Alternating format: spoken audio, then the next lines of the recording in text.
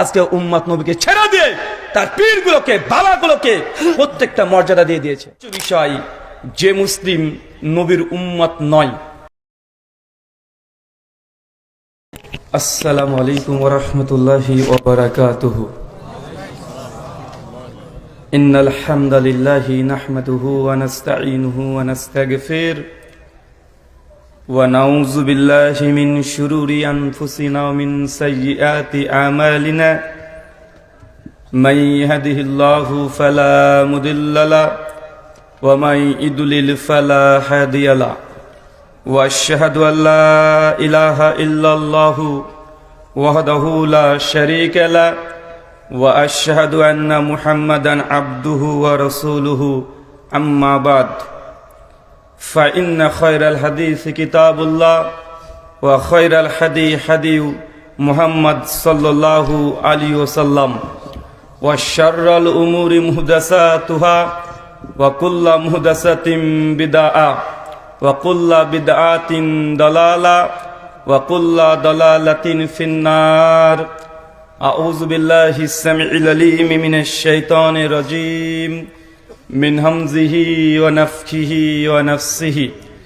يا أيها الناس اتقوا ربكم الذي خلقكم من نفس واحدة وخلق منها زوجها وبث منهما رجالا كثيرا ونساء واتقوا الله الذي تساءلون به والأرحام إن الله كان عليكم رقيبا. يا أيها الذين آمنوا اتقوا الله وقولوا قولا سديدا يصلح لكم أعمالكم يغفر لكم ذنوبكم ومن يطع الله ورسوله فقد فاز فوزا عظيما. قال رب اشرح لي صدري ويسر لي أمري واحلل عقدة من لساني يفقهوا قولي ربي زدني علما وزدني فهما. সমস্ত প্রশংসা সেই মহান সত্তা আল্লাহ সুবহানাহু ওয়া তাআলার জন্য, যিনি আমাদের সৃষ্টি করেছেন। শুধু সৃষ্টি করেননি, এই পৃথিবীতে সহস্র কোটি মাখলুকাত সৃষ্টি করার পরেও যিনি আমাদের এই মানব জাতিকে সর্বশ্রেষ্ঠ জাতি, সর্বশ্রেষ্ঠ মাখলুকাত এবং সর্বশ্রেষ্ঠ নবী মুহাম্মদে আরবি সাল্লাল্লাহু আলাইহি ওয়াসাল্লামের উম্মত হিসেবে প্রেরণ করেছেন, সেই মহান সত্তা আল্লাহ সুবহানাহু ওয়া তাআলার সংক্ষিপ্ত শুকরে সুজুদ আদায় করি তার নিজেরই শেখানো ভাষা দিয়ে। সকলে এক বাক্যে পড়ি আলহামদুলিল্লাহ। ফতেপুর আহলে হাদিস জামি মসজিদের উন্নতি কল্প এবং পরিচালনায় একদিন ব্যাপী আজু শান প্রথম বার্ষিকী ইসলামী আলোচনা সভা, তারিখ 5 ফেব্রুয়ারি 2025 বুধবার। আজকের এই আলোচনা সভাটিকে সফল করার জন্য যারা সার্বিক দিক থেকে সাহায্য এবং সহযোগিতা করেছেন তাদের প্রত্যেকের নাম স্বতন্ত্রভাবে নিয়ে শুকরিয়া আদায় করা সম্ভব নয়। তারপরেও আজকের এই চলন্ত সভার সভাপতি সাহেব ডক্টর আব্দুল্লাহ ফারুক সালাফি হাফেজাহুল্লাহ এবং সহ সভাপতি সাহেব আলহাজ বাদল মিয়া, আল্লাহ সুবহানাহু ওয়া তাআলা তুমি তাদের প্রত্যেক শব্দ, প্রত্যেক কর্মের এবং প্রত্যেক নেক নিয়াতের পরিপূর্ণ জাযা দান করো। সকলে পড়ি আমিন। মহান সত্তা আল্লাহ সুবহানাহু ওয়া তাআলার কাছে দোয়া, এই প্রার্থনা আল্লাহ সুবহানাহু ওয়া তাআলা আজকের এই আলোচনার সভাটিকে সফল করার জন্য যারা অর্থ, শ্রম, মেধা ও অক্লান্ত পরিশ্রম, দোয়া এবং পরামর্শ দিয়ে সাহায্য এবং সহযোগিতা করেছেন, তুমি তাদের প্রত্যেকের নেক নিয়াত কবুল করে নাও। সকলে পড়ি আমিন। মহান সত্তা আল্লাহ সুবহানাহু ওয়া তাআলার কাছে দোয়া, এই প্রার্থনা আল্লাহ সুবহানাহু ওয়া তাআলা আমরা মানুষ, আমরা কম বেশি ছোট বড় ভুল ত্রুটি বিচ্যুতি গুনাহ পাপ অন্যায় করে থাকি। আজকের এই আলোচনা সভার ওসিলায় আমাদের পেছনের ছোট ছোট গুনাহগুলোকে তুমি ক্ষমা করে দাও। সকলে পড়ি আমিন। সম্মানিত সুধী, বাদ আসর থেকেই বিভিন্ন আলোচক তারা পবিত্র কোরআনুল কারীম এবং হাদিসে মুবারাকা থেকে অনেক গুরুত্বপূর্ণ আলোচনা পেশ করেছেন। আজকের এই আলোচনা সভার অন্তিম লগ্নে আপনাদের সামনে উপস্থিত হয়েছি নির্দিষ্ট একটি বিষয়ের উপরে সংক্ষিপ্ত পরিসরে কথা বলার জন্য। আজকে যে বিষয়ে গুরুত্বপূর্ণ আলোচনা হবে, আলোচ্য বিষয় যে মুসলিম নবীর উম্মত নয়। কি বললাম বলেন তো? আলোচ্য বিষয়টাই অনেক সেন্সিটিভ। সে মুসলিম, কিন্তু নবীর উম্মত হিসেবে কিয়ামতের মাঠে আল্লাহ নবী স্বীকার করবেন না। দেখবেন সে নামাজ পড়ছে, রোজা করছে, হজ করছে, জাকাত দিচ্ছে, ইসলামী আন্দোলন করছে, সমস্ত কিছু করছে, কিন্তু দুর্ভাগা কপাল পড়া সে ব্যক্তি আল্লাহ নবীর সঙ্গে যখন সাক্ষাৎ হবে কিয়ামতের মাঠে, আল্লাহ নবী চিনতেও পারবে, কিন্তু তার সামনে যখন একটা আবরণ, একটা পর্দা চলে আসবে, আল্লাহ নবীকে যখন জানানো হবে তার দুনিয়ার কৃতকর্মের কাজ, আল্লাহ নবী তখনই তাকে ধিক্কার দিয়ে কিয়ামতের মাঠে সকলের সামনে একদম নির্দয়ের মতো আল্লাহ নবী তাড়িয়ে দিবে। আলোচ্য বিষয়, যে মুসলিম নবীর উম্মাত নয়। এরকম কিছু কপাল পরা আছে না নাই? অনেকগুলো কোরআন মাজিদ হাদিসে আমি যতটা সম্ভব সহি কিছু রেওয়ায়েত, কমপক্ষে 1 ডজন নবী কারণ বলেছেন, 12খানা প্রায় কারণ আছে সহি, আর 9খানা কারণ আরো পেয়েছি যেগুলো যঈফ, দুর্বল সনদে আছে। আমি শুধু সহি যে ফাজাইলগুলো আছে, যারা নবীর উম্মত হবে না, নবী অস্বীকার করবে, তাদের ব্যাপারে সংক্ষিপ্ত পরিসরে আপনাদেরকে সাবধান সতর্ক করার জন্যই আমার এই প্রয়াস। আল্লাহ সুবহানাহু ওয়া তাআলা তুমি আমার কথাগুলো প্রত্যেক মুসলিমদের হৃদয় পর্যন্ত প্রবেশ করার তৌফিক দান করেছে বলে বলি আমিন। সহিহ বুখারী 4911 নম্বর হাদিস, আল্লাহ নবী বলছেন, আমি কিয়ামতের মাঠে সর্বপ্রথম কবর ফেটে আমি উত্থিত হব। বলেন তো কোন নবী?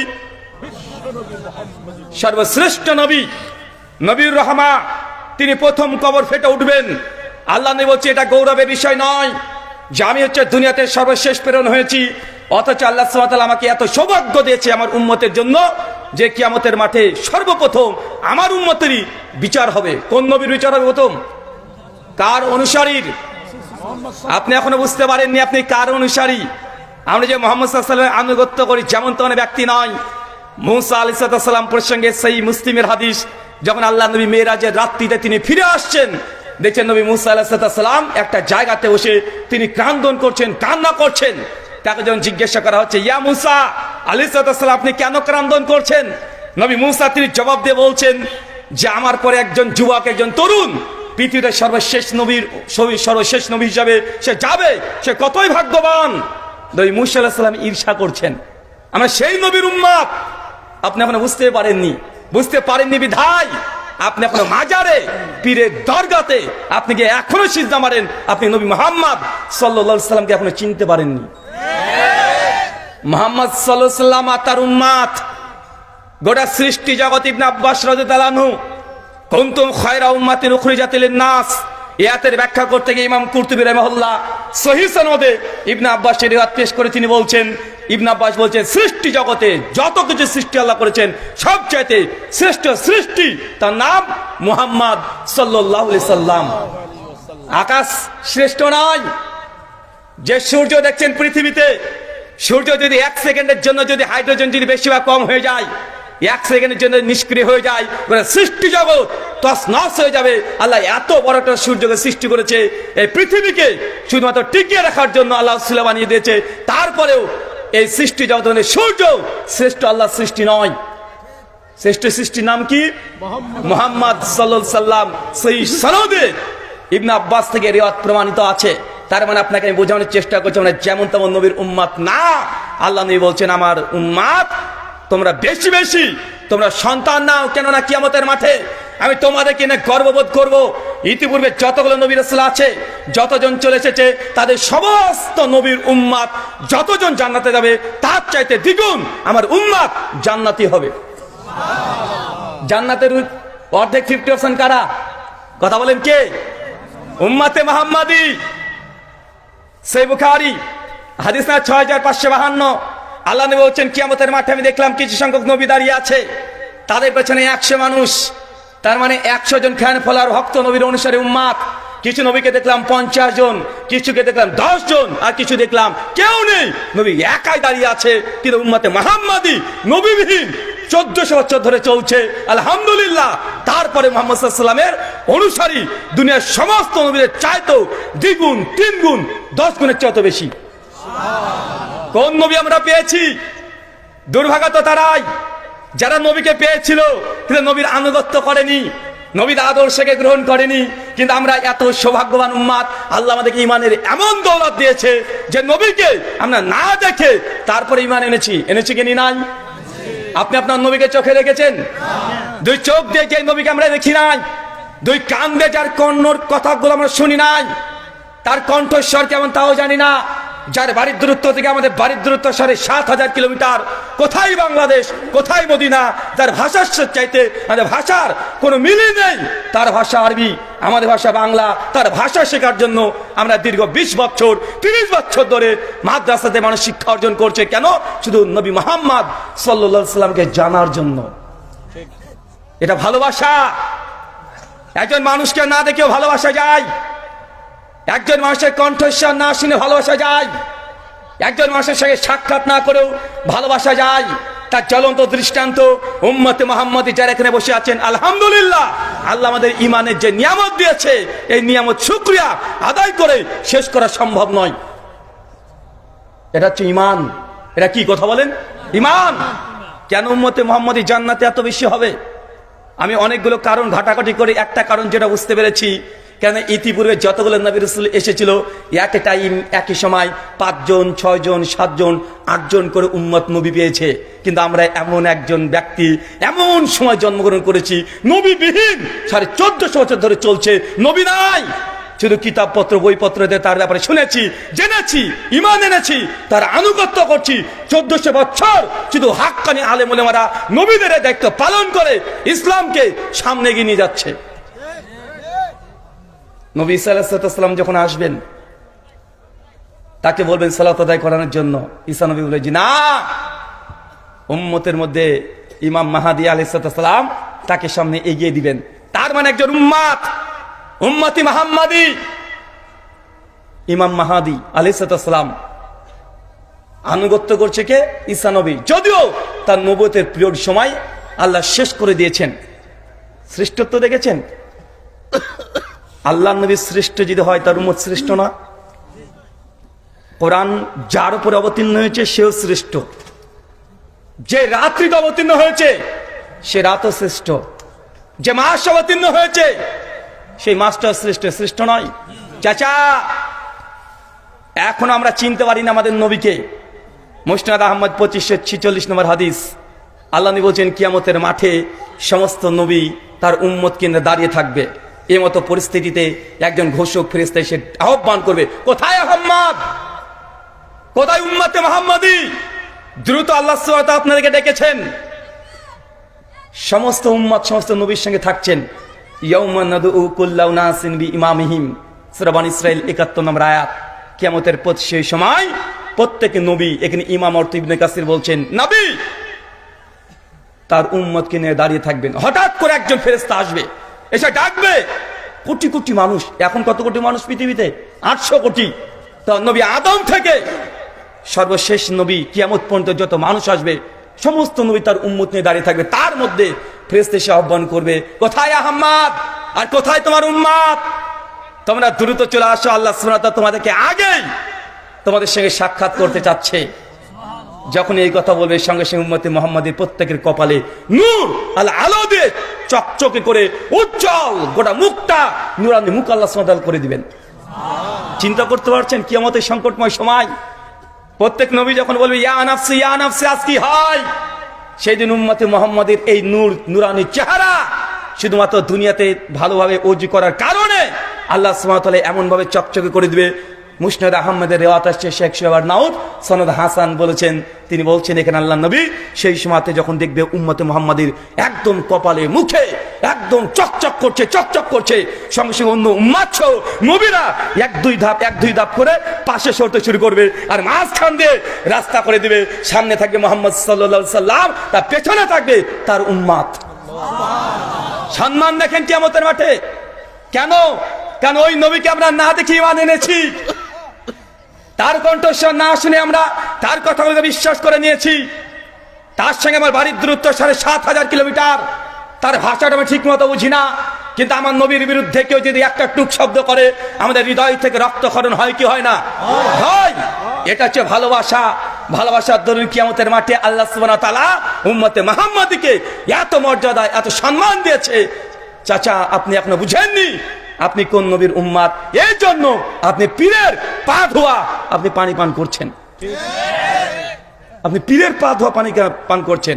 আর এই পীরগুলো এক একটা ডাকাত, নবীর প্রত্যেকটা মুজিজাকে নিজেদের জন্য খাটিয়েছে।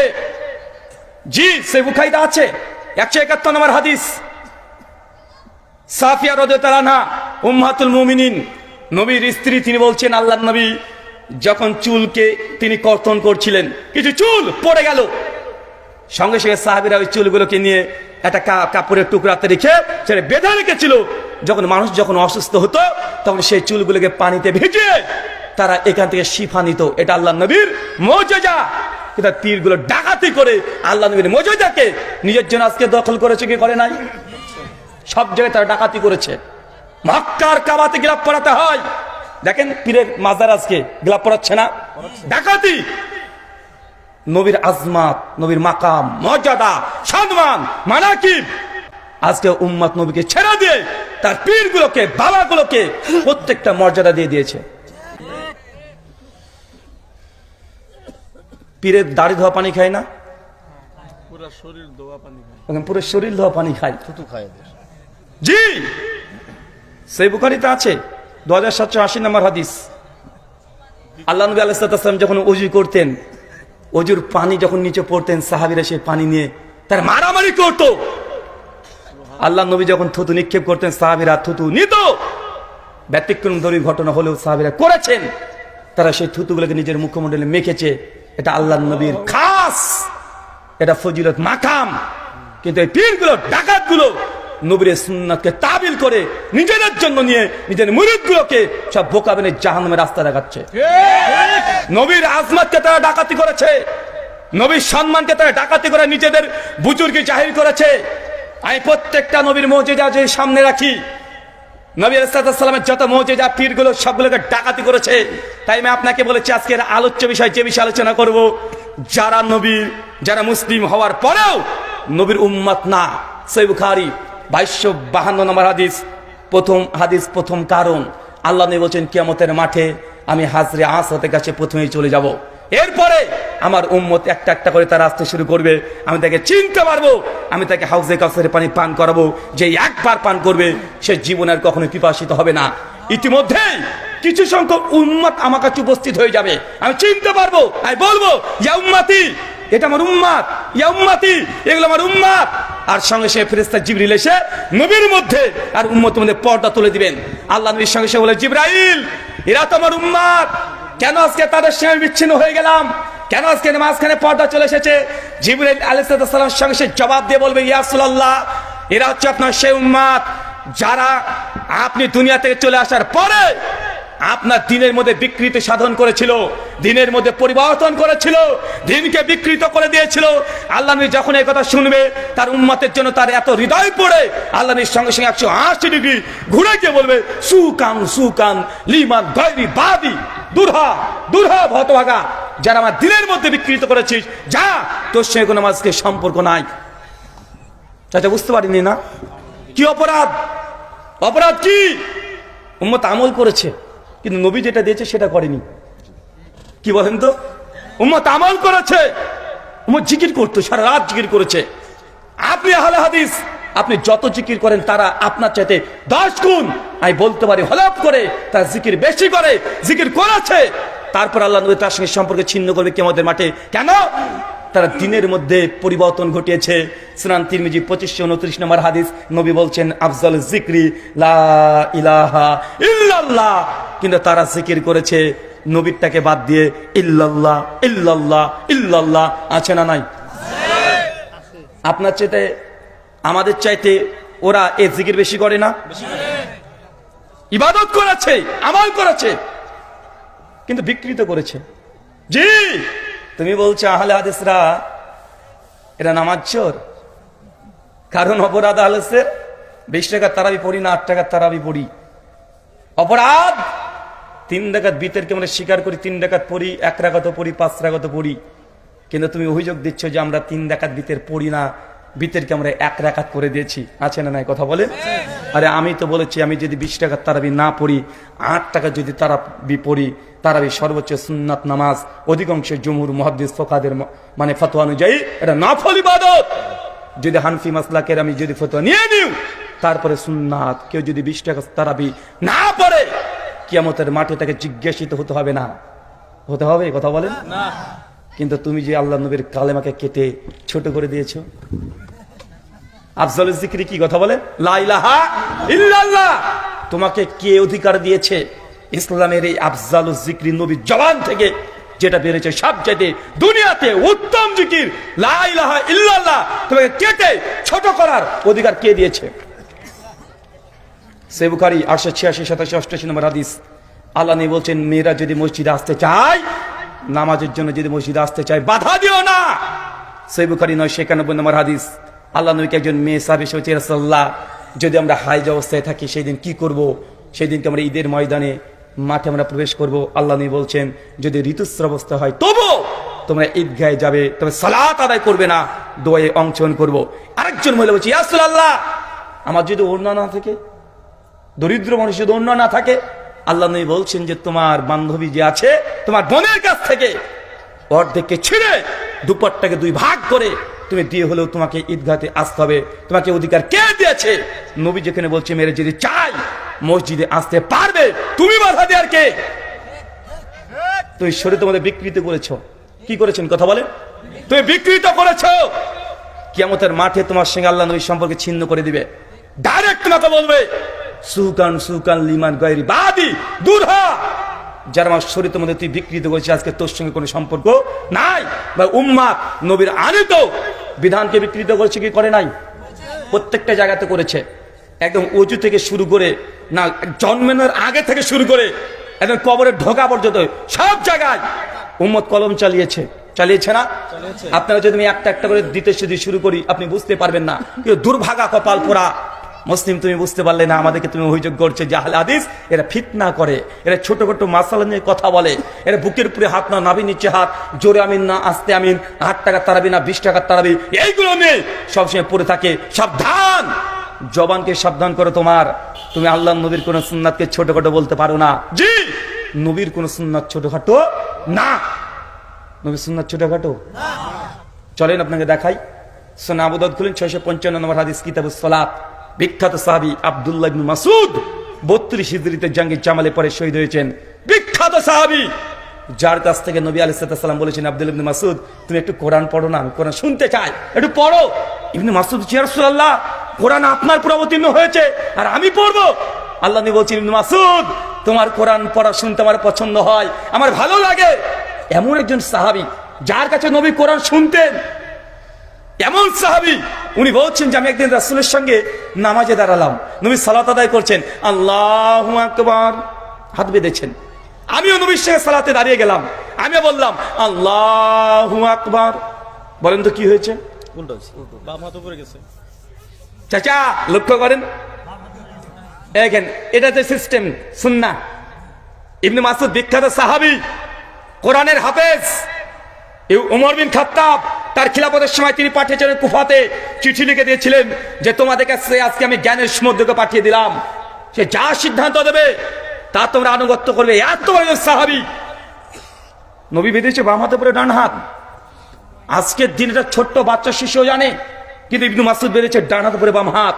ইবনে মাসউদ বলছে আমি দেখছি যখন নামাজ শুরু করে দিয়েছি, আল্লাহ নবী নামাজ রত অবস্থায় ওই অবস্থাতে আমার হাতটাকে সঙ্গে সঙ্গে এইভাবে ধরে এইভাবে পরিবর্তন করে দিলেন।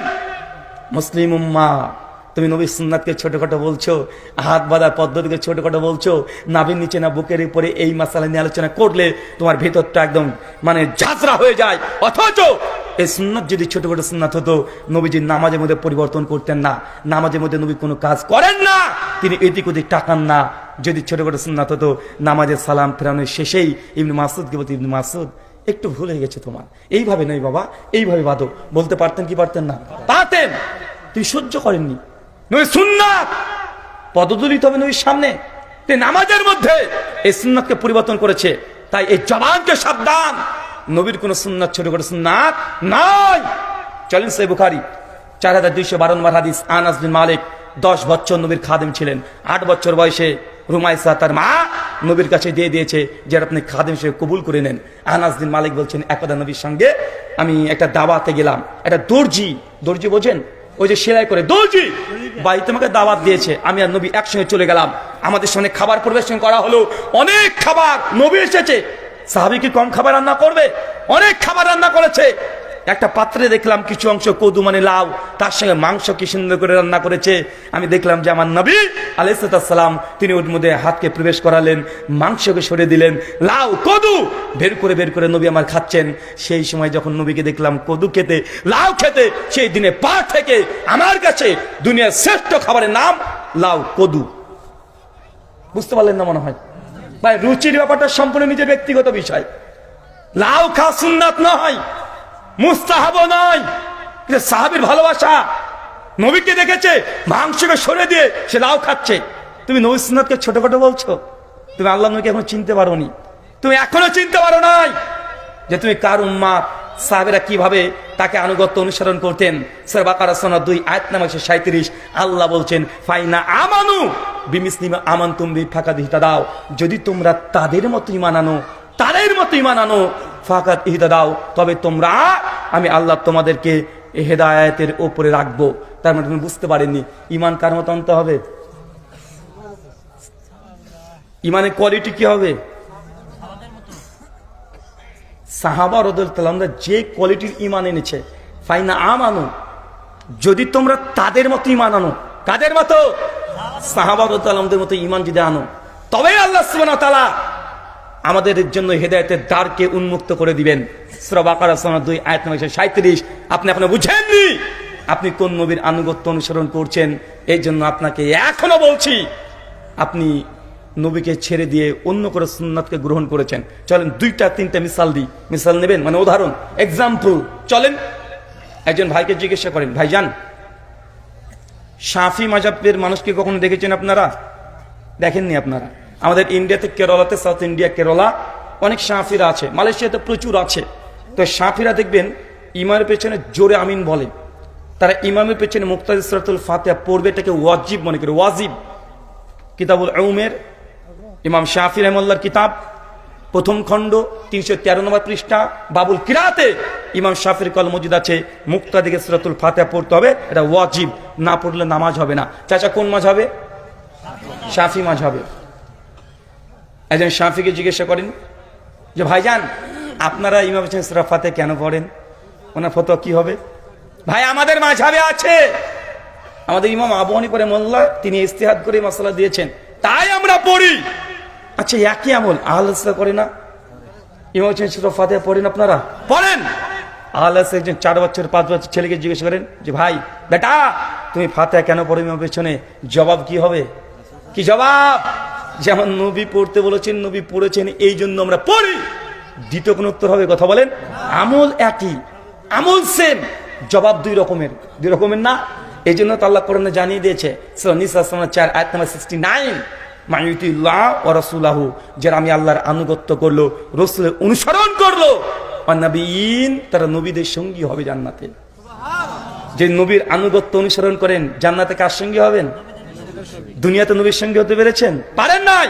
নবীকে তো আমরা দেখতেই পাইনি, তার জবান শুনি নাই, কিন্তু সেই জান্নাত কত চমৎকার জান্নাত হবে যে নবীর ঘর হবে এখানে পাশেই, আবু বকর ওমর ওসমান আলী রাদিয়াল্লাহু তাআলার ঘর, বদরের সাহাবীদের ঘর, ওদের শহীদদের ঘর। কিন্তু আপনি এমন আমল করেছেন, নবীর আনুগত্য আদর্শকে গ্রহণ করেছেন, আল্লাহ সুবহানাহু ওয়া তাআলা জানাচ্ছেন যে নবীর আনুগত্য করবে সে জান্নাতের সঙ্গী হবে, নবীন, সিদ্দিকিন, শুহাদা, সালেহিন। এখন আপনি জান্নাতে কার সঙ্গে হতে চাচ্ছেন? যে নবীর সঙ্গে হতে চান, জবান থেকে বলতে হবে আমি এই আমল করি, কারণ আমার নবী বলেছে। সমাজে কি চলছে, কোন মাযহাবে কি আছে, কোন পীর কি দিয়েছে, এটা আমাদের বিবেচ্য বিষয় নয়। দেখেন আমল এক, কিন্তু কথা যেরকম হচ্ছে না। আচ্ছা আর একটা আপনাকে উত্তর দিই, এটা তো গেলে শাফিদের এই মাসালা হকের উপর আছে না ভাইজান, ফাতিহা পড়া। আচ্ছা শাফি মাযহাবের একটা ফতোয়া আপনাকে বলি, কিতাবুল উমের, কিতাবুত তাহারাত, প্রথম খণ্ড 38 নম্বর পৃষ্ঠা আলোচনা করছেন ইমাম শাফির একটা ফতোয়া। এবং শাফি মাযহাবে এটা রাজে কল, একজন পুরুষ মানুষ যদি ওযু করে অজু করার পরে তার স্ত্রীর গায়ে শরীরে যৌনতাহীন অবস্থায়, মানে যৌনতাযুক্ত নয়, যৌনতাহীন অবস্থায় যে টাচ হয়ে যায়, যদি সে শাফি মাযহাব মানে তার অজু গেছে, শেষ। কি হয়েছে বলেন তো? অজু নষ্ট হয়ে গেছে। এটা কাদের মাযহাব? শাফিদের মাযহাব। আলহামদুলিল্লাহ, ইমাম আবু হানিফা রাহিমাহুল্লাহর মাযহাব এ বিষয়ে বাদাউস সানায়া প্রথম খণ্ড 13 নম্বর পৃষ্ঠায় লিখে দিয়েছেন। ডিটেল বাহাস আলোচনা করার পরে সিদ্ধান্ত রাজিক আল হানাফি মাযহাবের, কেউ যদি অজু করে অবস্থায় তার স্ত্রী যদি টাচ করে, যদি কাম রস যদি বের না হয়, মানে মানি বা মুজি যদি বের না হয়, তাহলে তার অজু ভাঙবে না। আলহামদুলিল্লাহ, এই মাসালায় ইমাম আবু হানিফার যে রায়, সিদ্ধান্ত, তার ইস্তেহাদ ফতোয়া কোরআন এবং সুন্নাহর নিকটবর্তী, বরং এটাই হক। এটা হক না? এটাই হক। এখন কোন শাফি যদি দেখে, আলহামদুলিল্লাহ ইমাম আবু হানিফার কাছে এই মাসালা অনেক দলিল আছে। সহিহ বুখারী 137 নম্বর হাদিস, আমাদের আয়েশা রাদিয়াল্লাহু তাআলা আনহা বলছেন, মুমিনদের মা, তিনি জবাব দিয়ে বলছেন যে আমি আল্লাহর নবী যখন দেখলাম যে রাত্রে তাহাজ্জুদে নামাজ আদায় করছে, তখন নবী যখন সিজদা দেবেন, সেই সময় পাটা ছিল ওই কিবলার দিকে মুখ করা, আর ওই সিজদা দেওয়ার সময় পাটাকে সরিয়ে দিয়ে তিনি ওইখানে সিজদা দিলেন। তার মানে এই দেখেন, নবী তার স্ত্রীকে টাচ করেছে, তার অজুও ভাঙেনি, নামাজও ভাঙেনি। তো এই দলিল হচ্ছে হানাফি মাযহাবের পক্ষে। গিয়েছে কি যায় না? কথা বলেন, গিয়েছে। এখান থেকে আর একটা নুকতা বের হয় হাদিস থেকে। অনেকের প্রশ্ন, ভাই কিবলার দিকে মুখ করে কি ঘুমানো যায়? জি যায়। এখানে আম্মা জান আয়েশার পা কিবলার দিকে আছে, বুঝতে পারেন না মনে হয়? আলামী সিজদা দিচ্ছেন পা সরিয়ে, পা তাহলে কোন দিকে আছে? কিবলার দিকে আছে। জি, কিবলার দিকে প্রস্রাব পায়খানা করা জায়েজ নয়, হারাম। জমহুর সালাফদের এটাই ফতোয়া। থুতু নিক্ষেপ করা এটা স্বাভাবিকভাবে জায়েজ নয়। কিবলার দিকে মুখ করে এই দুইটা কাজ করা জায়েজ নয়। কিন্তু আপনি যদি ঘুমাতে চান, ঘুমাতে পারবেন। তবে হ্যাঁ, মসজিদের মধ্যে কিবলার দিকে মুখ করে, মিম্বরের দিকে মুখ করে, মেহরাবের দিকে মুখ করে, পা করে ঘুমানো করাটা নাজায়েজ, হারাম নয়। তবে মসজিদের আদবের খেলাফ, তার জন্য বিরত থাকাটাই ভালো। কথা বুঝতে পারলেন? তার মানে আমরা এখানে কি বুঝলাম? ইমাম শাফি বলছেন যে না, টাচ করলে অজু ভেঙে যাবে। ইমাম আবু হানিফা রাহিমাহুল্লাহ বলেছেন টাচ করলে অজু ভাঙবে না। এই দেখেন দলিল। এরপরেও যদি কোনো শাফি মাযহাবের মুকাল্লিদ অজু করার পরে স্ত্রীকে টাচ করে যায়, যদি বলে যে আমার অজু ভেঙে গেছে, এই শাফি মুকাল্লিদ গোড়া ছাড়া আর কি হতে পারে? গোড়া না? আরে হাদিস পড়ছে বুখারীতে, বুখারীতে হাদিস পড়াচ্ছে, কয়েক শত হাদিস যে অজু ভাঙবে না। কিন্তু সে দাবি করছে যে তুমি ইমাম শাফি এই ফতোয়া দিয়ে গেছে অজু ভেঙে যাবে, তাই আমরা ভেঙে যাই। আমি প্রশ্ন করছি যে শাফিকে, যে কি আপা তোদের শাফিদের স্ত্রীর চামড়া কি দিয়ে তৈরি রে ভাই? একটু হাত দিলে অজু ভেঙে যায় তোদের? কি দিয়ে তৈরি ভাই? কি আছে? ইলেকট্রিক কিছু আছে নাকি?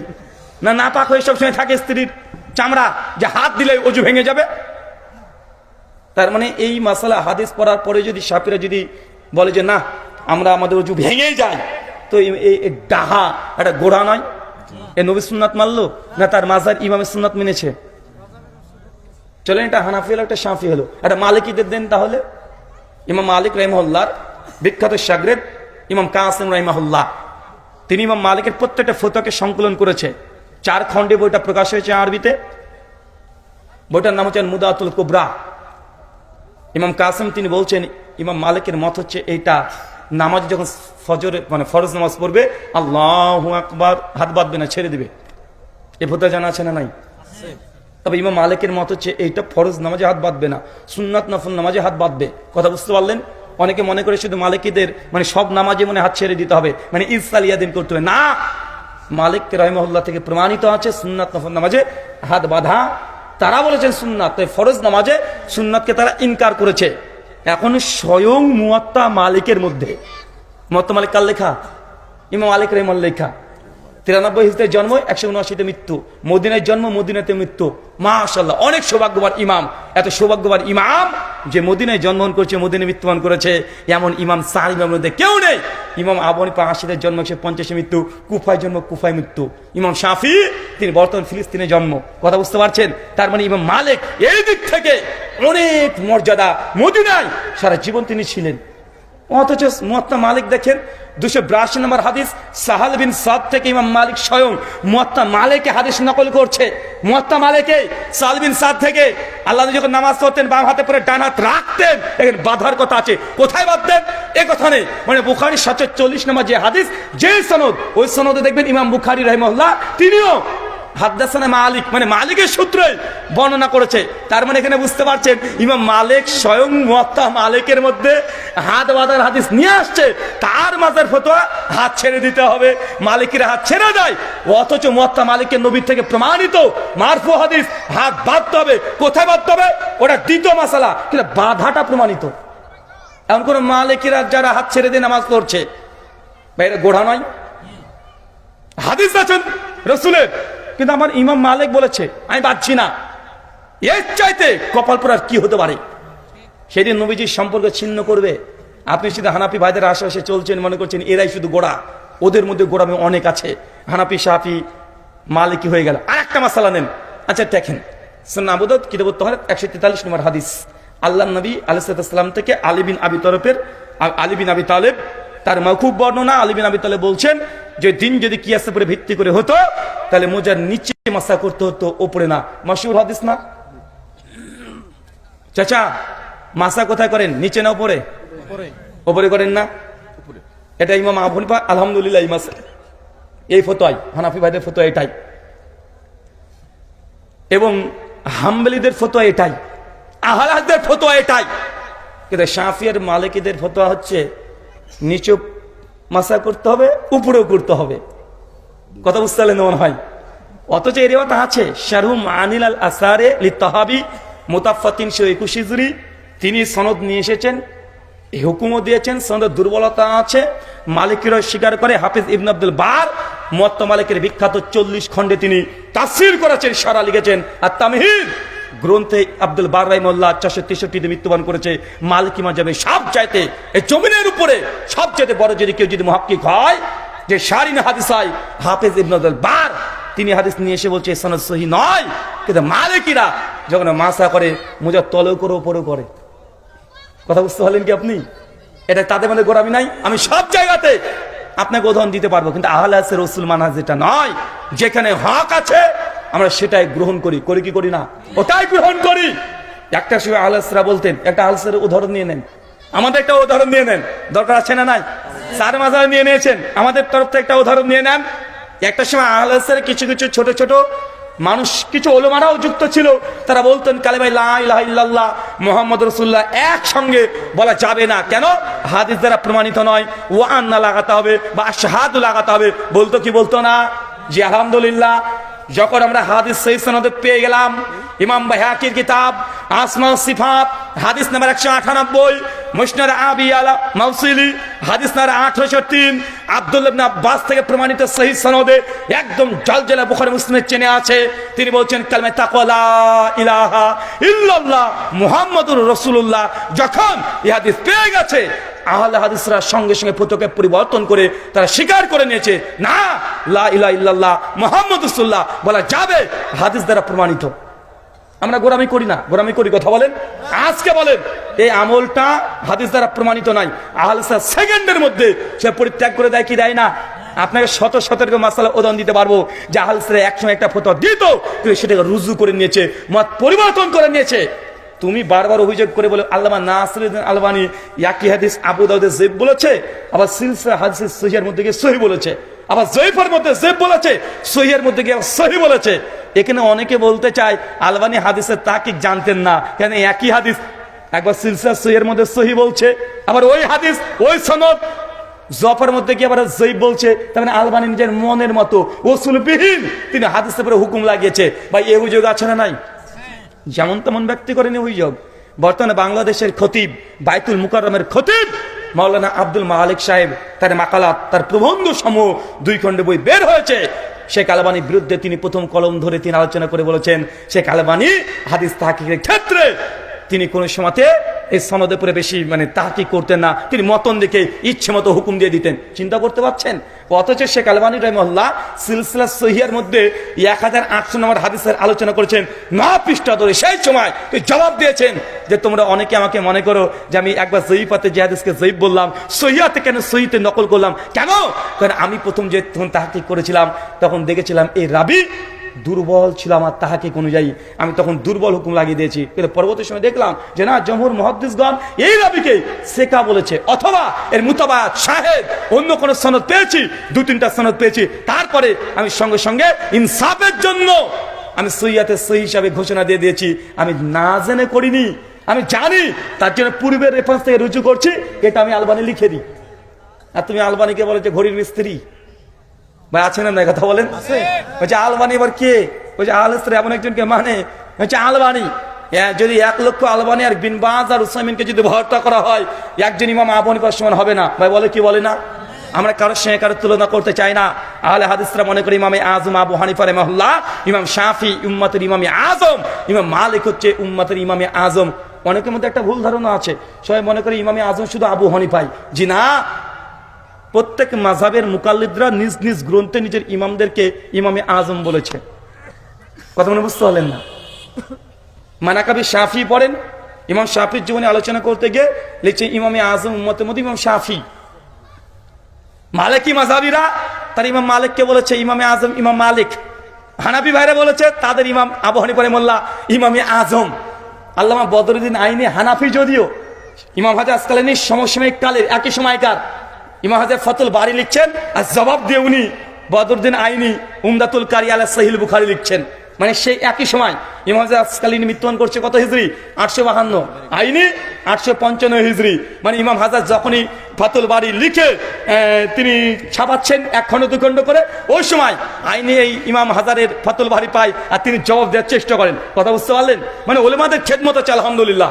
তো তারাও স্বীকার করে নিয়েছে ইমাম আবু হানিফা রাহিমাহুল্লাহ যেমন ইমামে আজম, ইমাম শাফি ইমামে আজম। তাই শুধু এই কথা বলো না যে ইমাম আবু হানিফা শুধুমাত্র ইমামে আজম। জি না, আমি এই কথা এক ধাপ এগিয়ে বলি।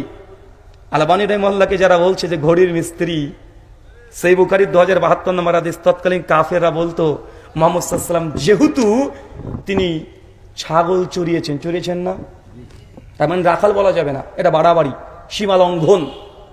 নবীকে রাখাল এইভাবে বলা যাবে না। তিনি ক্ষণস্থায়ী তিনি ছাগল চড়িয়েছেন, বকরি চড়িয়েছেন।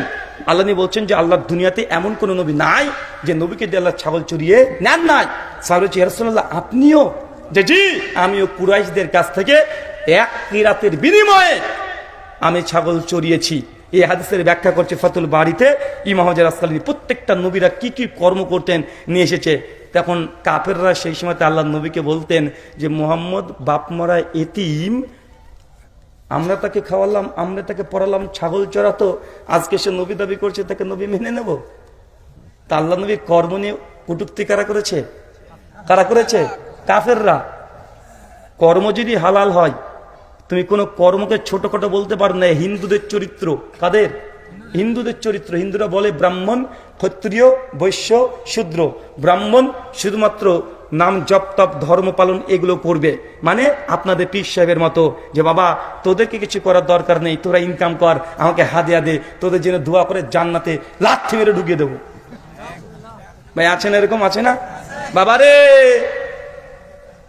আমি একদম কিয়ামতের মাঠে নৌকা নিয়ে দাঁড়িয়ে থাকবো। বেটা চিটিং বাস।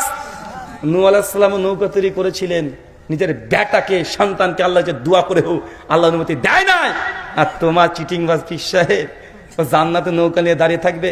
জান্নাতে নৌকা থাকবে, এর দলিল কই? নৌকার কি দরকার রে ভাই? নৌকা মানে পীর সাহেব দেখে তো আপনারা পাগল হয়ে যান। বলছে বাপ রে বাপ, আমার পীর কেমন পীর জানো? আমার পীর 40 বছর ধরে উনি জামাতে নামাজ পড়েনি। জামাতে নামাজ পড়েনি তো কেন? বলছে এই মসজিদে নামাজ পড়া কত নাকি? তো হাদিস বুখারী 25 গুণ নাকি 27 গুণ নাকি, দুটো রেওয়ায়াত 25 থেকে 27 গুণ। বলছে মক্কার মসজিদে 1 লক্ষ গুণ। বলছে আল্লাহ আমাদের পীর সাহেব জায়ের নামাজ পেতে দিতেন, আল্লাহু আকবার বলতেন বাড়িতে, দেখি জায়ের নামাজ জন্য পীরও নাই, মসজিদুল হারাম এখন নামাজ পড়ছে 1 লক্ষ রাকাত নাকি। এটা হচ্ছে পীরের কারামত। কিসের কারামত কথা বলেন? আপনাদের তো এই যে বরিশালের পীর, মানে মা, এখন মার কাজ যদি বলি তো হাত পাখা আছেন একটা, ও একদম ওয়াজ করছেন মুরিদগণ, একদম 5 কল্লি আছে না, 5 কল্লি আছে, ওয়াজ করছে। বাবারে আমার পীর সাহেব একদিন ওয়াজ করে বাড়িতে ফিরেছিলেন, মাঝখানে অনেক বড় নদী এক টান দিয়ে চলছে, রাত্রিবেলায় দেখছি ভয়ঙ্কর বৃষ্টি ঝড় শুরু হয়ে গেল। দেখছি মাঝখানে নদীতে কোনো মাঝিও নাই, নৌকাও নাই। এখন পীর সাহেব কি করবে, যেতে আর পারে না। মুরিদ ভয় পাচ্ছে যে কিভাবে এত বড় নদী পার হয়ে চলে যাব। পীর সাহেব তখন বলছে, বাবা তুমি চোখ বন্ধ করো। জায়নামাজটা বগলে ছিল, পীর সাহেব সঙ্গে বের করে পেতে দিল। জায়নামাজ পরে দাঁড়িয়ে গেল, আর জায়নামাজ উঠতে উঠতে আলিফ লাইলা পার হয়ে চলে গেল। দেখেন নাই ভাইজান, এই আলোচনা করে না? বলছি একদম এই পার থেকে ওই পারে চলে গেল। আমি তখন বলেছিলাম পীর সাহেবের এত বড় কারামত, এত বড় পীর সাহেবের কারামত, তো পীর সাহেব এখন একটা কারামত দেখান না? এখন কেন হয় না? এখন কেন কারামত দেখানো যায় না? যত কারামত ছিল, যতদিনে ক্যামেরাগুলো আবিষ্কার না ছিল, ততদিন পীরের কারামত ছিল। ক্যামেরা আবিষ্কার হয়ে গিয়েছে, এখন পীরদের কারামত সব গায়েব। তার মানে ডাল মে কুছ কালা হে নেই, বলকি পুরা ডালই কালা হে। মানে এই যে কারামত কারামত খেলা ছিল না ভাইজান, তো ক্যামেরা আবিষ্কারের পরে কেন কারামত হয় না? আমি পীরকে বলেছিলাম, ভাইজান তোমার পীর সাহেব যদি আকাশে উড়তে পারে, এক কাজ করব, কিছু করা লাগবে না, তোমাকে উড়ে দেখাতেও হবে না, জাস্ট তোমার পীরকে আমি ঢাকা টু রাজশাহী একটা বিমানে ফ্লাইট করে দেবো। আকাশে যখন 3000 কিলোমিটার উপরে উঠবে, পীরকে ধাক্কা মারে ফেলে দেবো। ওখানে একা একা নিচে ল্যান্ড করে, নিচে ল্যান্ড করবে না, উপরে ল্যান্ড করবে। এত কারামত পীর সাহেবের আছে না? নাই কথা বলেন, মানে কত পীর সাহেবের কারামত। তো ল্যান্ড করে দেখাও, জাহাজ থেকে ফেলে দেবো, তোমাকে ওড়ার তোমাকে মানে রাজশাহী টু ঢাকা যাওয়ার দরকার নেই, তোমাকে জাহাজে তুলে দেবো, আকাশে উড়বে তুমি, ল্যান্ড করে দেখাও রাজশাহীতে। তুমি কত বড় পীর সাহেব। অনেক পীরের কারামত, কিন্তু ব্যালেটে গিয়ে এদিককার ব্যালেট এদিক আর হয় না। বুঝতে পারলেন না মনে হয়? এত যখন পীরের কারামত, তো ভোট একবার জিতে দেখাও না। জিততে পারে না? বারবার হেরে যায়, হেরে যায় না? তার মানে পীরদের যে এতগুলো কেচ্চাকারী ঘটনা যা দেখেন, এই প্রত্যেকটা ঘটনার পেছনে জানতে হবে সবগুলো জালিয়াতিতে পূর্ণ। কারণ তখনকার পীর ছিল, এখনো পীর আছে। বর্তমান বাংলাদেশে প্রায় 10 লাখ পীর, একজনের কোনো আর মুজিজা কারামত নাই। হ্যাঁ, কিছু কিছু পীরের মুজিজা আছে। কেমন পীর? আমার পীর এত বড় পীর 22 বছর ধরে গোসল করেনি, এটা পীর সাহেবের কারামত। আমার পীর সাহেব 9 বছর ধরে দাঁত মাজেনি। ভাই এরকম পীর সাহেব আছেন এখন? আমার পীর সাহেব জামা প্যান্ট কিছু পরেন না, ন্যাংটা। কুষ্টিয়াতে আছে ন্যাংটা বাবা, আছে না? একদম নাট বল্টু বের করে বসে থাকে। কুমিল্লাতে আছে বিড়ি বাবা। এর হচ্ছে পীর সাহেব এখনকার, মানে নতুন লঞ্চ করেছে, লেটেস্ট একদম, মানে ঝাঁকা নাকা। কিন্তু পীর সাহেবদের কোনো কারামত চলে না, কারামত দেখাতেও পারে না। যা ছিল সব 150 বছর আগে, যখন ক্যামেরা আবিষ্কার হয়নি তখন পীরের কারামত হতো। ক্যামেরা আবিষ্কারের পরে পীর সাহেবের কারামত আর হয় না। সমস্যা কি? ব্যাপারটা তোমরা বুঝতে পারি না। শুধু আমাদের পীরদের মানে কারামত দেখায়, তো এখন একটা দেখাতে পারে না কেন? বুঝতে পারছেন কেমন কথা? তার মানে আপনাকে প্রথম একটা কথা বললাম, কিয়ামতের মাঠে আল্লাহ নবী তাকে নবীর উম্মত হিসেবে অস্বীকার করবে, যিনি আল্লাহর নবীর দিনের মধ্যে পরিবর্তন করে বিদআত এর মধ্যে লিপ্ত হবে, তাকে নবী উম্মত হিসেবে অস্বীকার করে দিবে। চলেন ব্যাখ্যা বিশ্লেষণ করবো না, ধারাবাহিক পর্যায়ে কয়েকটা কারণ শুধুমাত্র বলে দিই। 2 নম্বর কারণ, সুনান তিরমিজি 2761 নম্বর হাদিস। আল্লাহ নবী জানিয়েছে, আল্লাহ নবীর কোন উম্মত যদি দাড়ি যদি চাচ্ছে, কি করে? লাইসা মিন্না, তারা আমাদের দলভুক্ত নয়। যে দাড়ি চেঁচেছে কিন্তু গোপটাকে মোটা রেখেছে, এমন লোক আছে না নাই? দাড়ি চাচা কিন্তু গোপ মোটা, আছে না ভাইজান? এটা মুশরিকদের সিফাত। আমাদের ইন্ডিয়াতে হিন্দুদের মধ্যে 4টে বর্ণ আছে, ব্রাহ্মণ, ক্ষত্রিয়, বৈশ্য, শূদ্র। ক্ষত্রিয়দের সিফাত বৈশিষ্ট্য এটাই যে তারা গোপ রাখবে, দাড়িকে চেঁচে ফেলবে। ব্রাহ্মণ তারা দাড়ি রাখবে। কথা বুঝতে পারলেন না? এই সিফাত কার? গোপ রাখা, মোটা করে গোপ রাখা। এটা সনাতনী মুশরিক যারা আছে তাদের এটা সিফাত। সুনান তিরমিজি 2761 নম্বর হাদিস। শেখ আলবানী, শেখ শুআইব আরনাউতী রাহিমাহুল্লাহ সনদ হাসান বলেছেন, যে কোনো উম্মত যেন দাড়ি চাচবে আর গোপ মোটা করে রাখবে, এটা যেন না হয়। যদি রাখে ফালাইসা মিন্না, তারা আমাদের দলভুক্ত নয়। কিয়ামতের মাঠে আল্লাহ নবী আপনার সঙ্গে সম্পর্ক ছিন্ন করে নেবেন। সুনান আবু দাউদ 4391 নম্বর হাদিস। আল্লাহ নবী বলছেন যে চিন্তা করে, কি করে? চিন্তা করে, বোঝেন না? একজন গুলিস্তানে পকেট মেরে নিয়ে চলে যায়, মোবাইল তুলে নিয়ে চলে যায়, আছে না নাই? কথা বলেন। রাস্তাতে আপনাদের বাংলাদেশে চলা এখন মুশকিল। গাড়ি নিয়ে বের হবো, ভয়। কেন জানেন? কখন না জানি একটা শাবল মেরে দেয়। বাংলাদেশে বদনাম করছি, জান নিয়ে আমরা হাতে চলছি। বলে কি রে ভাই, আমরা কিছু বলিনি। কিছুদিন আগে দেখলেন না শেখ মুজাফফর বিন মোহসেন আবুজুল্লাহ তিনি আলোচনা বলছিলেন যে কোথা থেকে বক্তব্য দিয়ে আসছিলেন, মাঝখানে ডাকাতরা ধরেছেন। আর শেখ আমালুল্লাহ মাদানী হাফেজাহুল্লাহ উনি তো রসিয়ে বলতে পারে, বলছে বাবারে আমাকে রাস্তা দিয়ে যাচ্ছিল আর আমাকে একটা চোর ধরেছে ডাকাত, আমাকে আবার এসে বলছে আসসালামু আলাইকুম মৌলানা সাহেব কেমন আছেন। চোরের কত ইমান দেখেছেন। আমানুল্লাহ মাদানী বলছে আমার যা ছিল সব নিয়ে নিল, লাস্টে মানি ব্যাগটা আছে ওটাও নিয়ে নিয়েছে। লাস্টে বলছে মৌলানা সাহেব হুজুর আপনার তো ঘড়িটা খুব ভালো লাগছে, একটু দেন না। বলছে চোর আমার কাছে ঘড়িটা খুলে নিয়ে নিয়েছে। কথা বুঝতে পারলেন না ভাইজান? তো রাস্তাঘাটে যে চিন্তায় হচ্ছে, গুলিস্তানে মোবাইল নিয়ে এমনি হেঁটে হেঁটে যাবেন, ভ্যানে করে চলে যাবেন, টুক করে মোবাইলটা চিলের মতো তুলে নিয়ে চলে যায়, আছে না নাই কথা বলেন? মানে ডাইরেক্ট চিন্তায়। আল্লাহ নবী বলছেন যে চিন্তায় যে করবে লাইসা মিন্না, সে আমাদের দলভুক্ত না। 3 নম্বর আর একটা কারণ, আবু দাউদ 3180 নম্বর হাদিস, আল্লাহ নবী বলছেন মৃত্যু ব্যক্তির সামনে বুক চাপড়ে কাঁদা। কি বলেন তো? বুক চাপড়ে কাঁদে না অনেকে আছে, অনেকে ছন্দ মিলে কাঁদে, ও মা গো বাপ গো তুমি আমার এই করেছো ওই করেছো এই করেছো, এই আমার এই খেতে চেয়েছিল এই খেতে চেয়েছিল, আমার ভাই আমার, এই তো মেয়ের সে ঘটা করে কান্না অনুষ্ঠান করে না, বুক চাপড়ায় চুল ছেড়ে। আল্লাহ নবী বলছেন লাইসা মিন্না, তারা আমাদের অন্তর্ভুক্ত না। যারা মৃতদের জন্য বুক চাপড়িয়ে চাপড়িয়ে যারা কান্না করে ক্রন্দন করে তারা আমাদের দলভুক্ত না। এখান থেকে বোঝা যাচ্ছে যে ওই যে হাই হোসেন করে না ভাইজান, মাতম করছে না ভাইজান, বুক চাপড়াচ্ছে। হোসেন রাদিয়াল্লাহু আনহুর হত্যার জন্য 1400 বছর পরে তারা সে বুক চাপড়াচ্ছে। আল্লাহ বলছে তারা আমার দলভুক্ত না। মানে শিয়ারা যে গোমরা পথভ্রষ্ট, আবু দাউদের হাদিস থেকে প্রমাণিত, ডাইরেক্ট তার এই হাদিসের বিরুদ্ধে 1400 বছর পরে এসেও তারা বুক চাপড়াচ্ছে, মাতম করছে, কান্না করছে মৃত ব্যক্তির জন্য। 5 নম্বর, আল্লাহ নবী পরিষ্কারভাবে জানাচ্ছেন যে কোন উম্মাত যদি প্রতারণা করে, কি করে? যদি প্রতারণা করে সে আমার উম্মতের অন্তর্ভুক্ত না। মুসলিম 101 নম্বর হাদিস। কটা কারণ বললাম টোটাল? 5টা। আমি শুধু কারণগুলো বলছি কারণ এর ইন্টারপ্রিটেশনে ব্যাখ্যা করতে গেলে অনেকগুলো কোরআনের আয়াত হাদিস চলে আসবে, অত সময় নাই। যেহেতু এসেছেন ফায়দা একটু হাসিল করে যান, তো কারণগুলো বলে দিই। 6 নম্বর, স্বামী স্ত্রীর মধ্যে যদি দ্বন্দ্ব ঢুকিয়ে দেয় তৃতীয় পক্ষ। তৃতীয় পক্ষ বুঝেন? স্বামী স্ত্রীর সংসার বেশ ভালো চলছে, পাশের বাড়ি থেকে চলে এসেছে, অথবা স্বামী স্ত্রীর সংসার ভালো চলছে, মেয়ের খালা এসে বলছে তোর শাশুড়ি খারাপ, তোর ননদ খারাপ, তোর স্বামীটা দেয় না কেন, এসে এই খোঁচাখুচি করে না। জি, বোনেদেরকে বলি, বিবাহিত বোনেদেরকে বলি, বিয়ের পরে খালা আর মায়ের কথা শুনে চলবা না। যদি চলো 1 বছর পর বিবাহ বাতিল হয়ে যাবে। এরা হচ্ছে তালাক দেওয়ার মাস্টার, এরা খোঁচা দেওয়ার মাস্টার।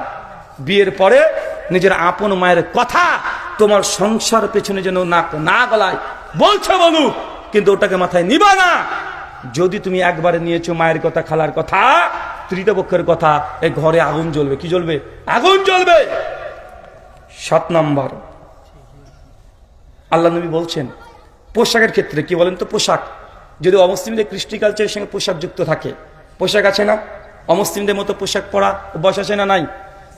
আপনার ছেলেকে সুন্দর করে 25শে ডিসেম্বর ওই যে খ্রিস্টানদের আছে না পোশাক, লাল টুপি পরে দিয়েছেন, সান্টা ক্লজের আছে না নাই? সান্টা ক্লজ পরে বের করছে, কি করছে না?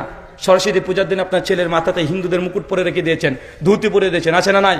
যদি অমুসলিমদের পোশাকের সঙ্গে পোশাক যদি মিলে যায়, যদি আপনি যদি এমন পোশাক পরেন, আল্লাহ নবী বলেছেন লাইসা মিন্না, তারা আমাদের দলভুক্ত না। এই 7খানা পয়েন্ট বললাম। আল্লাহ সুবহানাহু ওয়া তাআলা এই 7খানা কাজ থেকে আমাদেরকে তুমি দূরে থাকার তৌফিক দান করে সকল পড়ি আমিন। আল্লাহ সুবহানাহু ওয়া তাআলা আমরা কিয়ামতের মাঠে নবীর শাফাত যেন পাই, সেই তৌফিক তুমি দান করো, সকলে পড়ি আমিন। প্রশ্ন উত্তর করবো না ছুটি? 12টা 17 কয় তারিখে দাওয়াত দিয়েছিলেন আপনারা? 12:30 বাজে নাই তো ইন্দ্রের বাসায়। হ্যাঁ, আর আছে তো 13 মিনিট। আচ্ছা, তাই হলো। ফজরের সুন্নাত সালাতের পরে ডান কাঁধে শোয়া কি? মানে ফজরের সুন্নাত কোথায় পড়বেন? আল্লাহ নবী কোন সুন্নাত নফল নামাজ মসজিদে পড়তেন না। সহিহ বুখারী 731 নম্বর হাদিস। তিনি বাড়িতে পড়তেন। সহিহ বুখারী কিতাবুত তাহাজ্জুদ হাদিস নম্বর 1160। আবু হুরায়রা রাদিয়াল্লাহু তাআলা তিনি বলছেন যে আল্লাহর নবী তিনি রাত্রিতে তাহাজ্জুদের সালাত যখন তিনি শেষ করতেন, যখন আজান দিতেন বিলাল, আজান দেওয়ার পরে নবী 2 রাকাত ফজরের সুন্নাত পড়তেন, পরে তিনি শুয়ে পড়তেন, ডান কাত হয়ে শুয়ে পড়তেন। কথা বুঝতে পারলেন? ডান কাত হয়ে কি করতেন? শুয়ে পড়তেন। সহিহ বুখারী 1162 নম্বর হাদিস। আম্মা আয়েশা রাদিয়াল্লাহু তাআলা আনহা, যেহেতু তিনি নবী রাত্রির সঙ্গী, বাড়িতে থাকেন, তিনি জানেন যে তার স্বামী কিভাবে ইবাদত করে।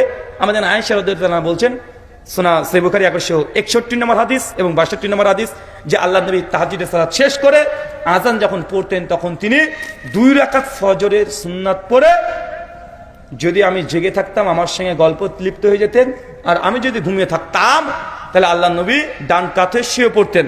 এই হাদিসকে সামনে রেখে ফাতুল বারির মধ্যে ইমাম হাজার আসকালানী লম্বা বাহাস করেছেন, মানে আলোচনা করে বলছেন তিনি যে আল্লাহ নবী ফজর সালাতে 2 রাকাত সুন্নাত পড়ার পরে তিনি শুয়ে পড়তেন, এটা আদাতান সুন্নাত, এটা কি নবীর অভ্যাস, প্রতিদিন নয়। কেন আম্মা জান আয়েশা রাদিয়াল্লাহু আনহা বলছেন, যেই দিন আমি জেগে থাকতাম সেদিন আর শুয়ে থাকতেন না, তিনি আমার সঙ্গে গল্প করতেন, তারপর গল্প শেষ হলে মসজিদ থেকে এগোতেন। এই হাদিসের আলোকে সেই মুসলিমে ইমাম নওয়াবী রাহিমাহুল্লাহ তিনি বাব রচনা করেছেন। সেই মুসলিমে বাবকে রচনা করেছেন, সেই মুসলিমের যে অধ্যায় দেখেন এটা কিন্তু ইমাম মুসলিমের রচনা নয়, এটা ইমাম নওয়াবী 676 মৃত্যু, তিনি রচনা করেছেন অধ্যায়গুলো, বাবগুলো কায়েম করেছেন। তিনি আলোচনা করেছেন ফজরের পরে ডান কাঁধে শোয়া সুন্নাত নয়, বরং এটা মুস্তাহাব। এটা কি কাজ? মুস্তাহাব। সহিহ ইবনে হিব্বান 2522 নম্বর হাদিসে আছে, সনদ সহিহ, আল্লাহর নবী তিনি বলেছেন ফজরের পরে 2 রাকাত সুন্নাত নামাজ পড়ো, তারপর ডান কাঁধে শাও, যার ইচ্ছে হয়। কথা বুঝতে পারলেন? তো যার ইচ্ছায় এই শব্দ থেকেই উম্মতের সিদ্ধান্ত এটাই, এটা নবীর আদাতান, নবীর জন্য সুন্নাত ছিল, কিন্তু উম্মতের জন্য কি? উম্মতের জন্য কি? উম্মতের জন্য মুস্তাহাব। নবীর জন্য কি ছিল? সুন্নাত। উম্মতের জন্য কি? মুস্তাহাব। এমন অনেক আমল আছে যে নবী 5 ওয়াক্ত নামাজের পূর্বে ওযু করার পরে আগে তিনি কি করতেন? মেসওয়াক করতেন। নবী এটা কি নবীর জন্য কি ছিল? নবী এমনভাবে তাগিদ দিতেন যে ওয়াজিবের দরজায়, কিন্তু উম্মতের জন্য কি? মুস্তাহাব আমল। এটাকে আপনি ফিকের পরিভাষায় সুন্নাহ বলতে পারেন। শুকরান। সুপারি নেশাজাত দ্রব্যের মধ্যে গণ্য হয় কি না? সুপারি সাধারণত তামাকের অন্তর্ভুক্ত হবে না, এবং বেশিরভাগ আহলে হাদিস উলামা, আমাদের ভারতের জামিয়া সালাফিয়া, তাদের ফতোয়া, বানারস যেটা মূল স্ট্রিম ভারতের, তাদের নিকটেও সুপারি এটা হারামের অন্তর্ভুক্ত নয়। কিন্তু সুপারির সঙ্গে যদি একটু 350 জর্দা মেরে দেন, হাকিমপুরি, অলিপুরি, তাহলে কি হবে চাচা? চাচা তাহলে হালাল নাই। হুজুর যদিও বলে মুকরু, মানে মাকরু শব্দ হুজুর ঠিক করে বলে না, বলে নাকি? বলে মুকরু, কারণ এমন ভাবে বলে যেন মানুষ বুঝতে না পারে। আর হুজুরের মুখে আরবি বের হয়েছে, মানে বাঙালি আমরা বুঝি হয় হালাল হবে না চেত হারাম হবে, হয় জায়েজ হবে না চেত না জায়েজ হবে। মাঝখানে क्या चीज है, মাকরু क्या चीज है, এ তো মানে মানুষ জানতে চায় না। হয় হালাল না চেত হারাম। হুজুর যেহেতু হালালও ফতোয়া দেয়নি, হারামও ফতোয়া দেয়নি, বলেছে মাকরু, তার মানে খাওয়াটা জায়েজ, সাধারণ মানুষ সেটাই বুঝে। চাচা মাকরু ফেকার পরিভাষায় 2 ধরনের হয়, হানাফি উসুল অনুযায়ী। যদি আহলে রসুল এটা নয়, হানাফিদের উসুল মাকরু হচ্ছে 2 ক্যাটাগরি, একটা মাকরুয়ে তাহরিমি আর একটা মাকরুয়ে তানজি। মাকরুয়ে তাহরিমি মানে মালটা হারাম, মানে 100-তে 95 নম্বর হারাম, মানে 100 মধ্যে কত? 95% হারাম, তার জন্য মাকরুয়ে তাহরিমি পড়ে। আর মাকরুয়ে তানজি কোটাকে বলে 100-এর মধ্যে 80-82 মার্ক পেয়ে গেছে, তার জন্য মাকরুয়ে এটাকে তানজি বলে। এখন বিড়ি সিগারেট জর্দা আমাদের হুজুররা বলে এটা মাকরুয়ে তাহরিমি, কিন্তু তাহরিমি শব্দের সহজে বলতে চায় না। তাহরিমি মানে কি? তাহরিম মানে কি? হারামের অন্তর্ভুক্ত, মানে 95% হারাম। চাচা হুজুর ধোকা দিয়েছে আপনাকে, আরবি দিয়ে আপনাকে ধোকা দিয়েছে। যেমন ইবলিস শয়তান আল্লাহর নাম নিয়ে আদমকে ধোকা দিয়েছে, আদম খান কোনো সমস্যা নাই, আমি বলছি খান, আল্লাহ বলেছে। ওই যে ধোকা দিয়েছে আল্লাহর নাম নিয়ে, দিয়েছে কি দেয় না? কথা বলেন, দিয়েছে। আপনার হুজুর আপনাকে ধোকা দিচ্ছে মাকরুয়ে তাহরিমি বলে। তাহরিমি মানেই হারাম, মানে 95% হারাম, আর 5 নাম্বার পেলে ডাইরেক্ট 100 হারাম হয়ে যেত। এটা ফেকার পরিভাষাতে বললাম। আর কোরআনের ভাষায় মাকরু মানে হারাম, গুনাহ কাবিরার অন্তর্ভুক্ত। সূরা বনী ইসরাঈল 17, আজকে গিয়ে খোলেন 26 নম্বর আয়াত থেকে 37 নম্বর আয়াত পড়বেন। 10 খানা আয়াত আল্লাহ সুবহানাহু ওয়া তাআলা 19 খানা গুনাহ কাবিরার কথা বলেছে, যে বাপ মার সঙ্গে খারাপ আচরণ করো না, লা তাকরাবুজ জিনা, জিনার ধারে কাছে যেও না, হত্যা করো না, রাহাজানি করো না, চিন্তা করো না, ইয়াতীমের মাল ভক্ষণ করে না। তারপর আল্লাহ বলছে কুল্লু মাকরুহা, এগুলো সবগুলোই মাকরু। বুঝতে পারলেন না মনে হয়? 70 খানা গুনাহ কাবিরা নিয়েছে, আল্লাহ বলছে কুল্লু মাকরুহা সাইয়্যুন, এগুলো সবগুলোই আল্লাহর কাছে মাকরু, যা নিকৃষ্ট। তার মানে আল্লাহর ভাষায় গুনাহ কাবিরাকে মাকরু বলে, হুজুরের ভাষায় মাকরুকে হুজুর মনে করছে জায়েজ, কিন্তু এটা হারাম। শুকরান। কি লিখেছে একটা? গোরস্থান কিংবা নাম লেখা যাবে কিনা? গোরস্থান কবরে মৃত ব্যক্তির নাম লেখা যাবে কি যাবে না? সহিহ মুসলিম কিতাবুল জানাইজ হাদিস নম্বর 2223, 24, 25 সেমিসি স্পষ্ট হাদিস। আল্লাহ নবী বলেছেন কবরের উপরে উঁচু করতে নিষেধ করেছে, সুনকাম করতে নিষেধ করেছে, লেখালেখি করা নিষিদ্ধ, কবরের উপরে চলাচল করা নিষিদ্ধ, কবরের মধ্যে উঁচু জায়গা করবেন এটাও নিষিদ্ধ। জি, বাংলাদেশের একজন জিলেপি বক্তা আছে, জিলেপি বুঝেন? এই আলাউদ্দিন জিহাদি, আমি শোনেন নাই? খুব চিল্লায় বেটা, অনেক চিল্লায়। তো উনি আরেকটা আমি আলোচনা শুনছিলাম, আলী বিন আবি তালেবের সেই মুসলিমের মাশহুর হাদিস। আল্লাহ নবী অনুমতি দিলেন, আদেশ করলেন যে আলী তুমি ছাড়বে না কোনো ছবি মূর্তি সব ভেঙে সোজা করে দাও, ষাট করে দাও, ছাড়বে না কোনো উঁচু কবর, ভেঙে সমান করে দাও। এই হাদিসকে নিয়ে এসে বলছে আলাউদ্দিন জিহাদি যে হাদিসটা নবী যে বললেন উঁচু কবর ভেঙে সমান করে দিতে, এই হাদিসটা মুসলিমদের কবরকে যে ভেঙে সমান করতে বলেছে এমনটা নয়, মানে ইহুদিদের কবরকে ভেঙে সমান করতে বলেছে। চিন্তা করেছেন? ওটা ইহুদিদের কবর, ওটা সেই সময় মুসলিমদের কোনো কবর উচিত ছিল না, সেই সময় মানে ইহুদিদের ছিল। দেখেছেন কোথায় গিয়েছে বেচারা, মানে কবরকে জায়েজ করার জন্য, সিজদা দেওয়ার জন্য, মানে মনটা তাদের কত আনচান করে। বলছি হাদিস দিয়ে প্রমাণ হয় না যে মুসলিমদের কবরকে ভেঙে সমান করে দিতে হবে। যে সে মুসলিম জবাব আছে আল্লাহ নবীর জামানাতেই। সে মুসলিম 968 নম্বর হাদিস। আল্লাহ নবীর এক সাহাবী বলছেন আমরা সম্ভবত দামেস্কে বা কোনো শহরে গেলাম, একটা জামাত গেলাম সাহাবীদের, মাঝখানে আমাদের একজন সাহাবী, একজন ব্যক্তি মারা গেল, তাকে আমরা দাফন করে দিলাম।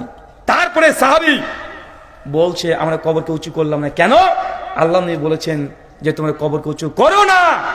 তার মানে বোঝা গেল সেই সময় মুসলিম সাহাবী মারা গেছে, কবর উঁচু করেনি, এবং আল্লাহ নবীর হাদিসটা সেই সময়তে ইস্তেমাল করেছে। তাই আলাউদ্দিন জিহাদির এটা জাহালাত, হাদিসকে তাবিল করা, অপব্যাখ্যা করা, ইহুদি খ্রিস্টানদের মতো তাবিল করা, এটা তাদের রন্ধে রন্ধে প্রবেশ করেছে না ভাইজান?